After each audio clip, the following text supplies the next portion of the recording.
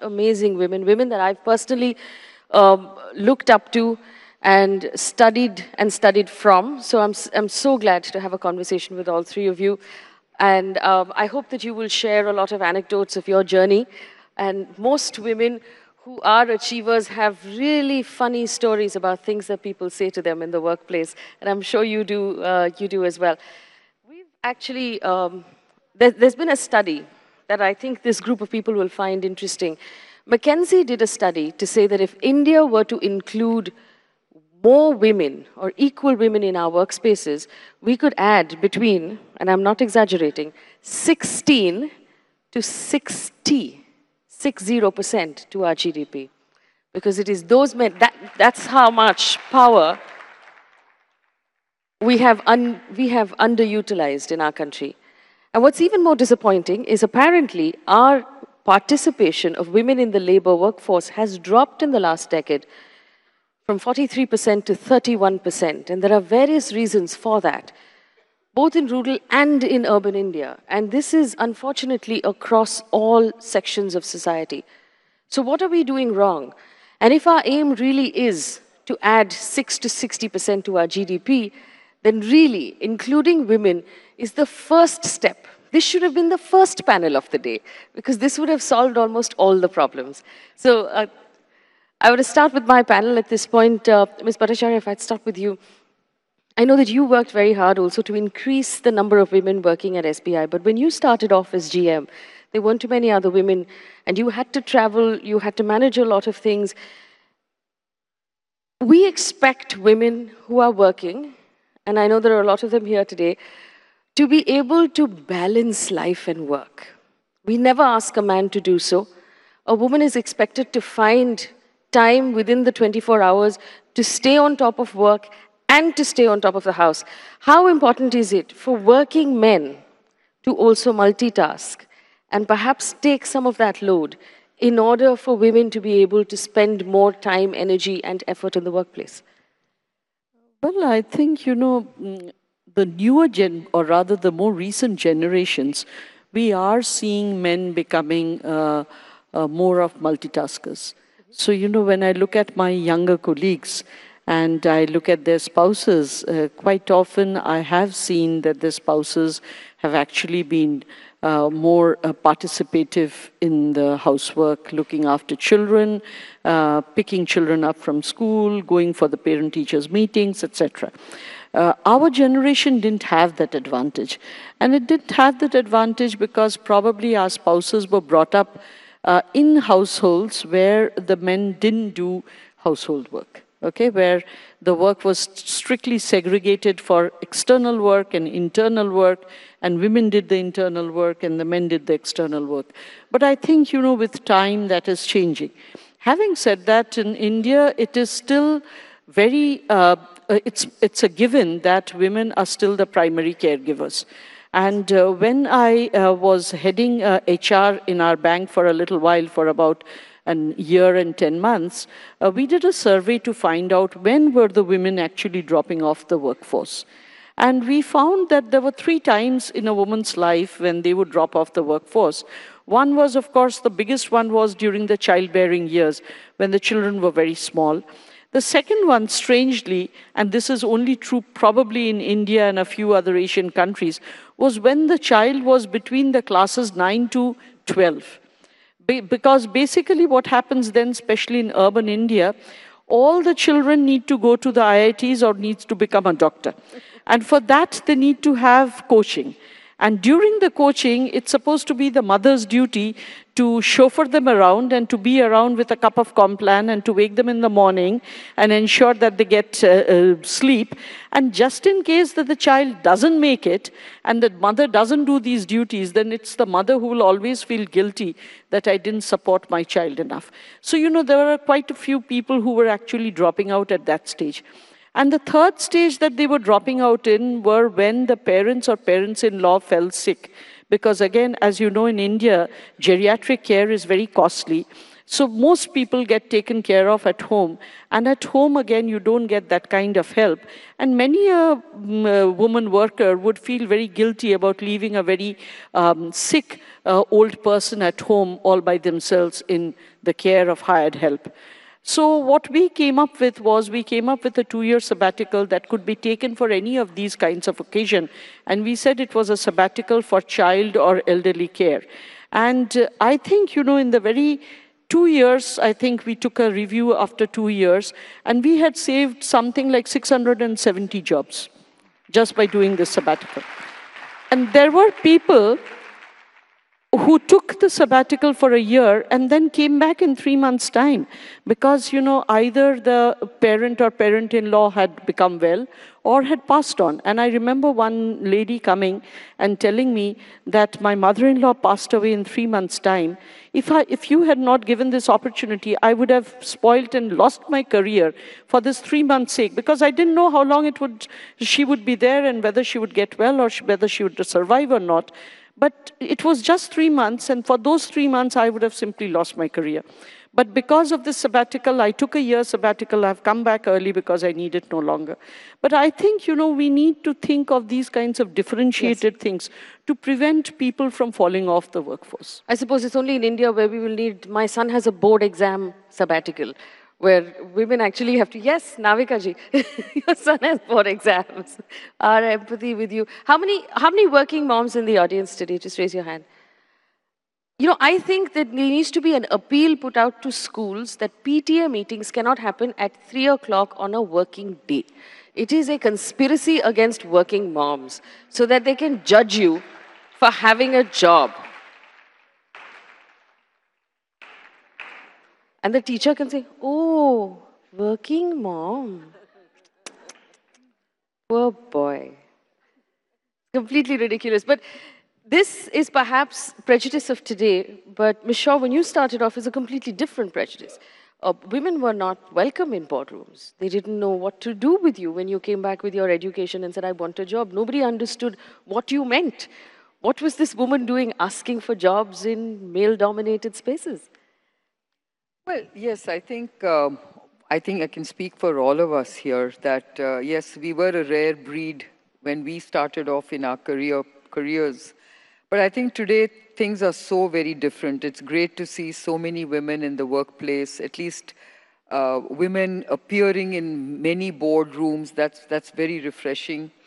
But yes, when I started my business, and I'm sure Arundhati and Sunita, have very similar stories to tell, that it was a sort of a credibility building exercise, where I think you had to prove that, you could do certain things and you could manage a business and that you could, look at strategies and you could actually think about businesses the way men do. I think those were the kind of credibility, sort of issues that we had to face when we were building up companies. But having said that, I was lucky that I was in a space that nobody else was looking at. My mantra has always been that you look for an uncrowded space.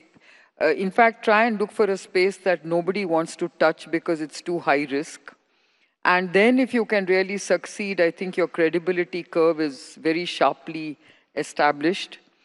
So I think, I've taken that approach to building my career. And I think by doing that and succeeding in that, obviously I'm taken very seriously. And I've been able to kind of shrug off a lot of those biases and prejudices. What is the most obnoxious, sexist thing that was ever said to you in your workplace? Oh, many things. I mean, I was basically told that, in fact, very recently, a few years ago, when I was pursuing a high-risk strategy of building a biosimilars business, I was actually told by many people, by many investors, that I was, wasting shareholder money by investing it so much into R&D, that I need to learn from my male peers who are doing so much better than me. And why should, and I went to the ridiculous extent, and of course I was rapped on my knuckles for doing that. I in fact told many of those people, I said, please don't invest in Biocon if you don't want to take this risk. So, And, of course, my CFO told me, please, please don't tweet about such things. Ms. Reddy, this space that you are in, the space of healthcare, first of all, just needed someone, like Ms. Shaw was telling us, it was a space that needed someone to think about it, needed someone to think about it in an organized corporate way. Your father has always pushed yourself and your sisters to do more in the business. But have you noticed, I mean, is that a family specific thing? For those of us who had parents who pushed us and said, you know what, it doesn't matter, you can do whatever you set your mind to. Do you find examples around yourself of women who perhaps don't have that advantage? I think that, all of us in today's world, we're so interconnected that we have the opportunity to choose whatever profession, whatever we have a passion for. In our family, our dinner table discussion was about healthcare. And when I was young, it was always, I thought maybe I would get into banking or the legal profession. But we were encouraged to do something with our lives. And I'm sure that, as people, we have to recognize that, like every other human being, we're all built the same way. We all have the same brains. We have the same brains as a man does. The only thing is that our perceptions are so unique that the mosaic of perceptions create certain talents within us. And it is these talents that we express through our profession. So, yes, I've learned to understand healthcare more deeply. Maybe I understood finance and strategy of healthcare and learned to learn operations and work with doctors. But clearly, I think women are allowed, should find their passion. What have you done with Apollo to include more women in the workspace and make sure that they stay until management? 57% of our workforce are women, and this is probably because we have a lot of nursing. But I think we as leaders understand why we need women to be there and what we can do to make them stay. So, the introduction of creches so that when they go through this phase of childbirth, we're there to look after their children. The skilling of women is so important that we cannot underestimate. The ability to teach them, about this whole new digital world, to work with computers, to work with the internet, I think is improving their qualifications on the job. And third, just setting by example, because, you can't sit there and tell them there's a glass ceiling and this is where you're going to stop. So our nurses have the opportunity to become managers, and we all must learn that, along with equal opportunities, there should be equal commitment and equal knowledge. And that's what we do to provide women with equal knowledge so that the equal commitment comes. Well, in most of our industries today, media included, we have a lot of women on the floor joining the workforce. But as you go further and further up the pyramid, you'll see the C-suite or the people who are making executive decisions are invariably all men. How do we correct that, Michelle? I think you're very right. I think, what Arundhati just said, that, you've got to have a set of HR policies that really look at these kind of issues.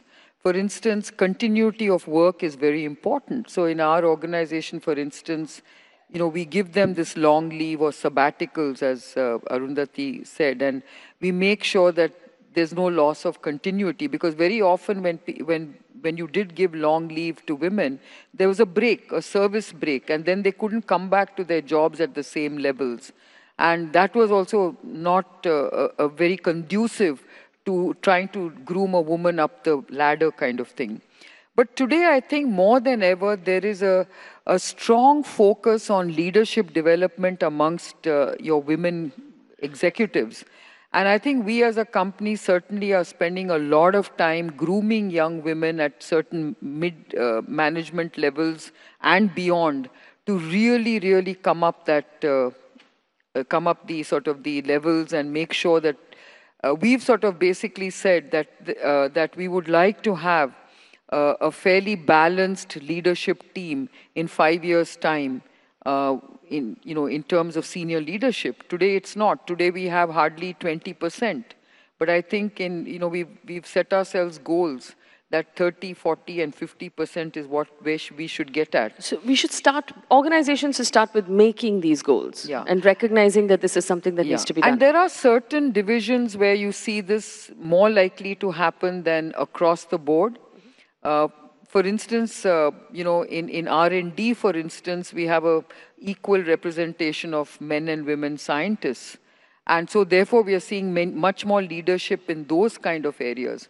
But if you look at other jobs, manufacturing and other such jobs, you're not seeing so many women. And one of the issues is that we have very archaic laws that don't allow women to work in shifts, for instance. Yes. Okay, except for the IT sector. So I don't understand why IT has been carved out and not the rest of the industry. So these are some of the challenges which I think clearly tells you that our policies are gender biased. Okay, so I think we need to look at it holistically. I would like new policies, especially in context of the new economy. The new economy actually allows us a huge opportunity to come up with very, very path-breaking policies for women. Because this is the first time you're seeing that women and women in the workplace are not what we used to think of in the past. It is not a bricks and mortar model anymore.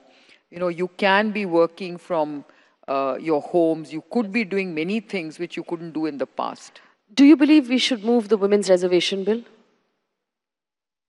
The women's reservation bill. I think so, because I think not that you're going to find that many women, that's another problem, but having a reservation bill saying that, it's more than having a bill. I think there needs to be a political will to include more women. Yes. That's what I feel. You need to have more women. And I'm glad to see that many of these, the political manifestos are looking at this, saying, how can we get more women in the cabinets or in the, in their cabinets? I think it's very important. It's not that the problem is we don't, in terms of percentage, we don't have enough women represented. And therefore, that's how all the numbers come down.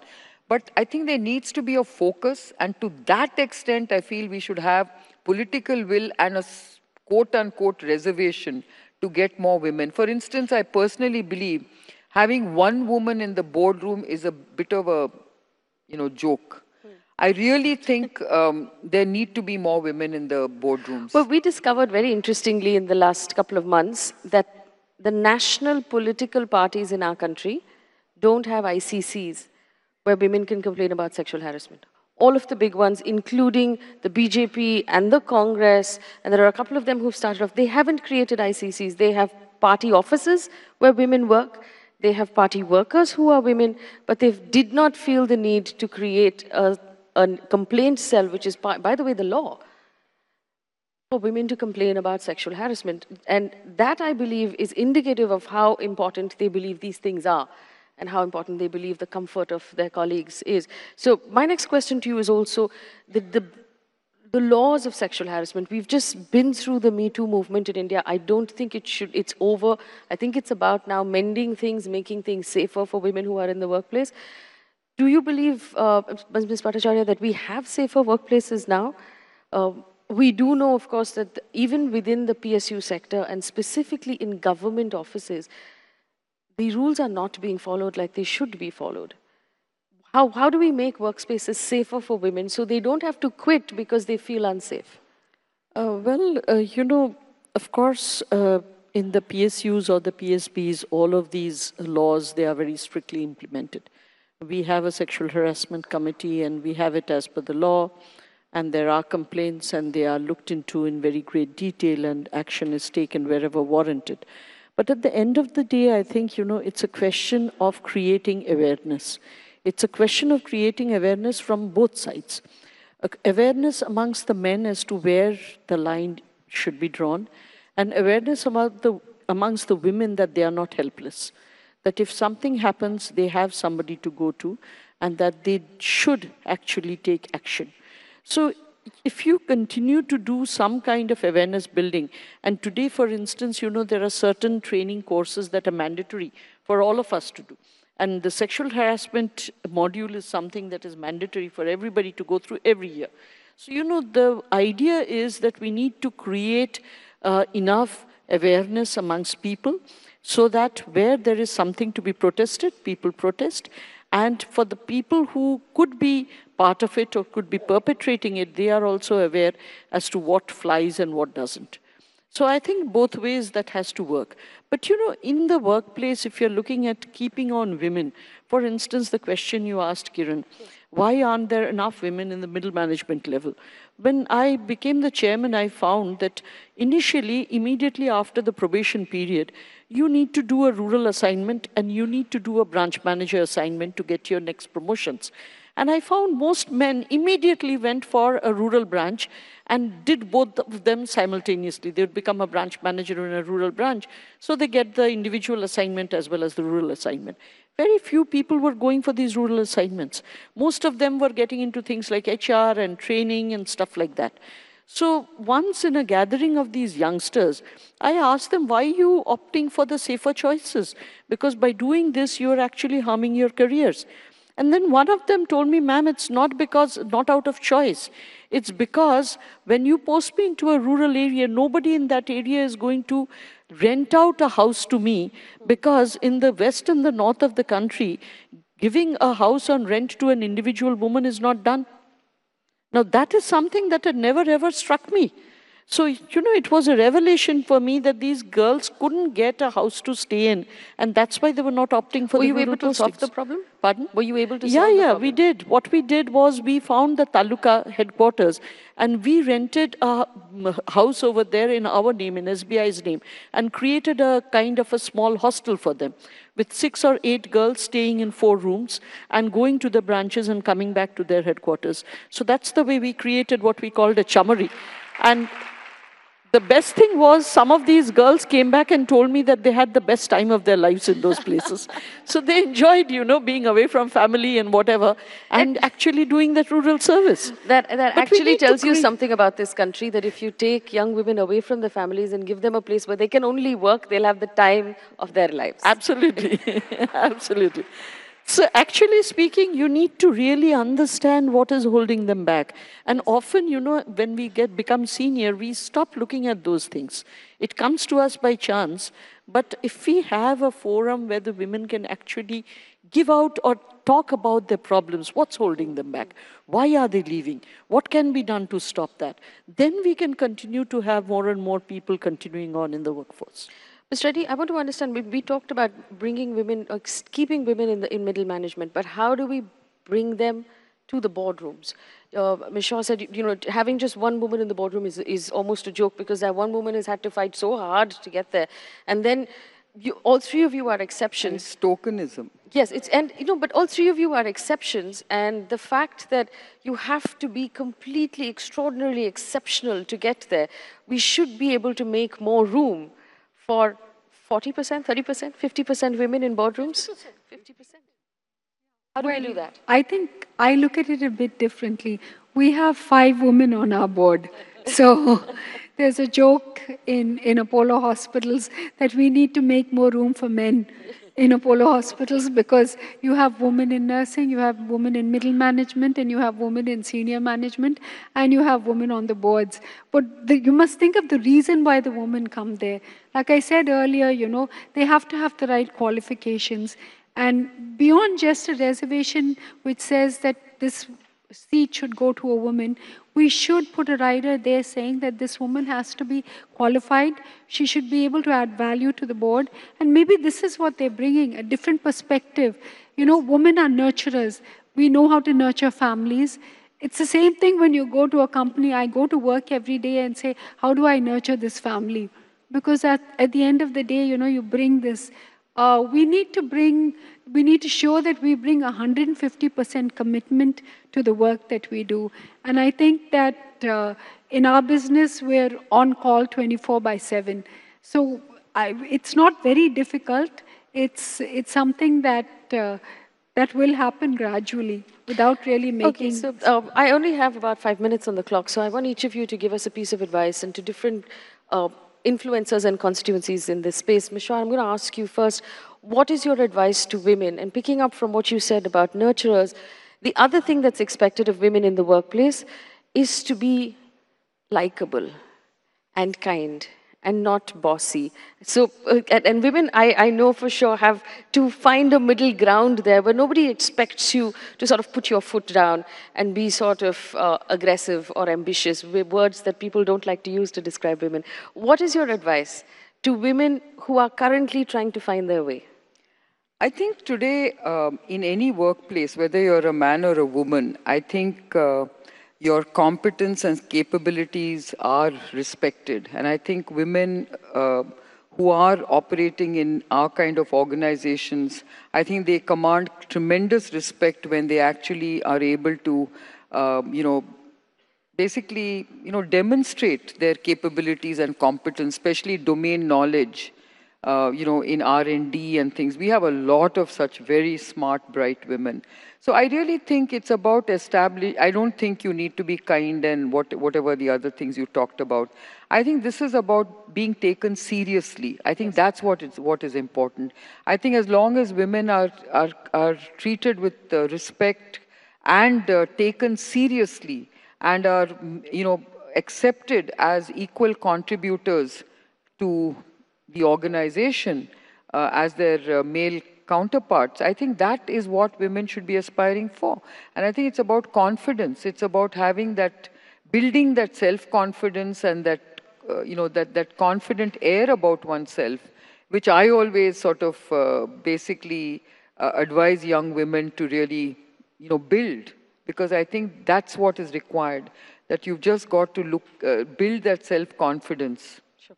Ms. Bhattacharya, I want your advice for organizations. And I Yeah. want you to address the point of gender pay gap. In India, it's wider than it is in the rest of the world. It's about 22%, which means women in India get paid 22% lower than the men for doing the exact same work. How many of us as organizations have actually studied that and figured out whether we are making that mistake in our workplaces every day? Is this something we should also be correcting?